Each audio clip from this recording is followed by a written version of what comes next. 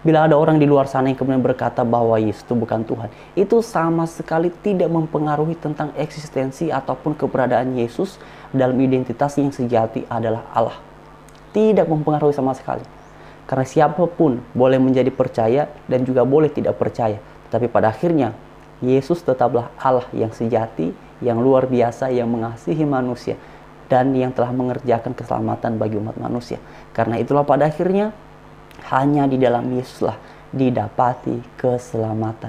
Hanya di dalam Yesuslah orang bisa masuk ke dalam kerajaan sorga.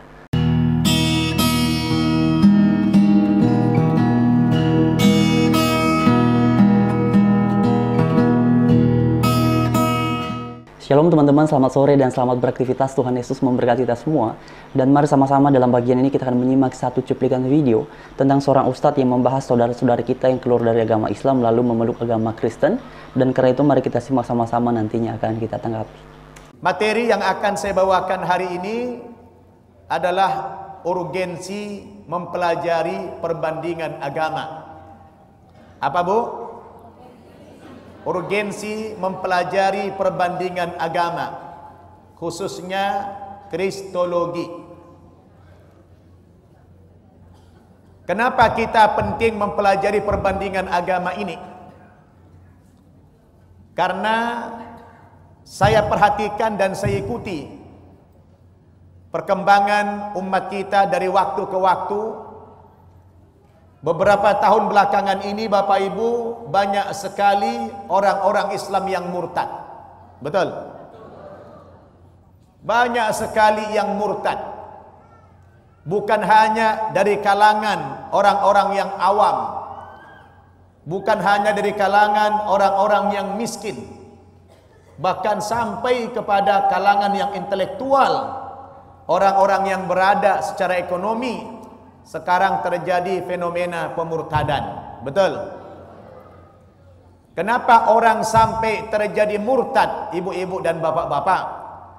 Sementara di satu sisi ada juga saudara kita dari agama lain masuk ke dalam agama Islam. Kalau orang yang pindah dari agama lain ke dalam agama Islam ini, tentulah yang bersangkutan sudah mempelajarinya secara matang. Betul?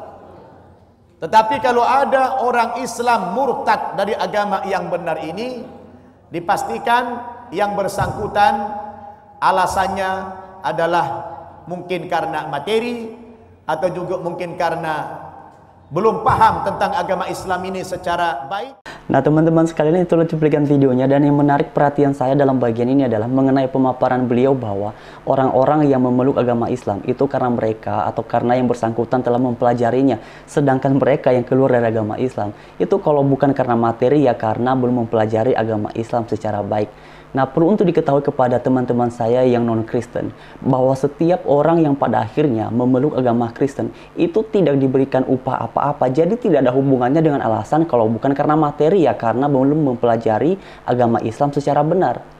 Karena setiap orang yang pada akhirnya memeluk agama Kristen dan Anda ingin agar kebutuhan finansial Anda tercukupi, ya Anda harus bekerja.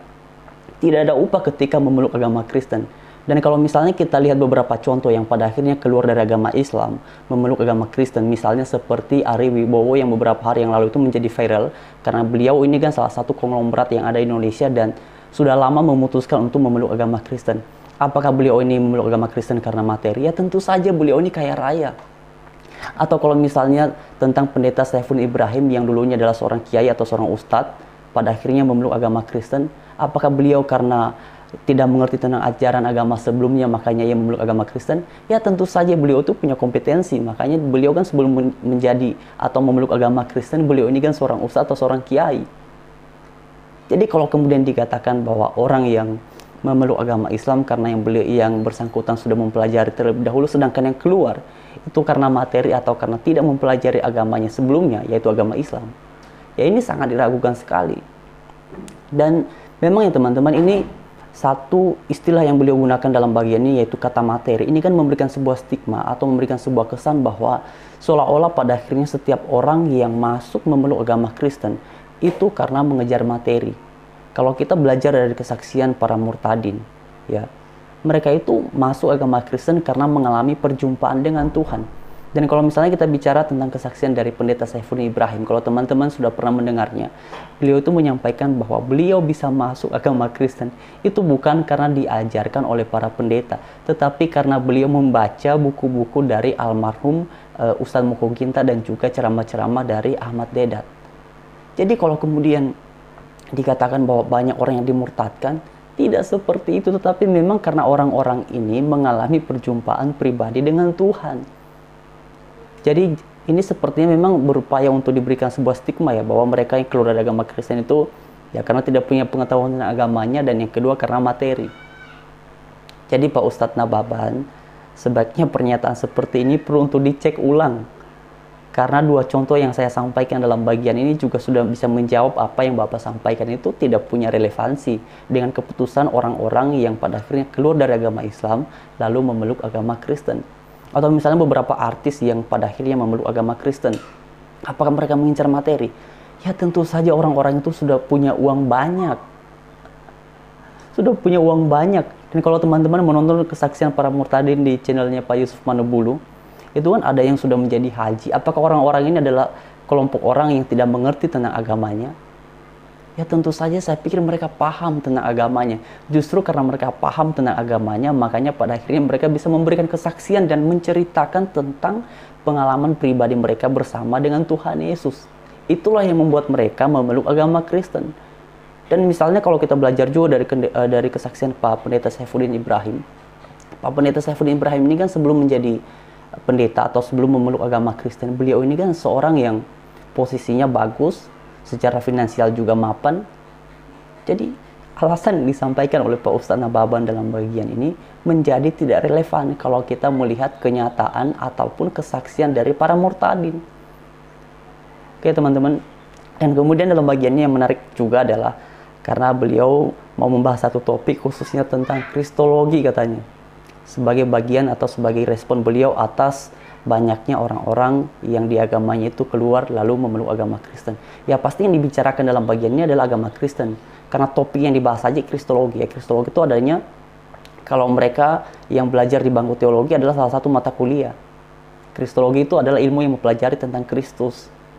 Baik dalam keadaannya sebagai manusia maupun dalam keadaannya sebagai Allah.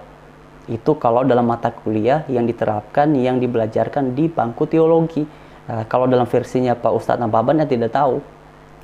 Pasti yang sedang diupayakannya adalah berusaha menunjukkan bahwa Yesus itu adalah utusan, Yesus itu adalah nabi, bukan Tuhan. Biasanya kalau mereka bahas tentang kristologi ya seperti itu.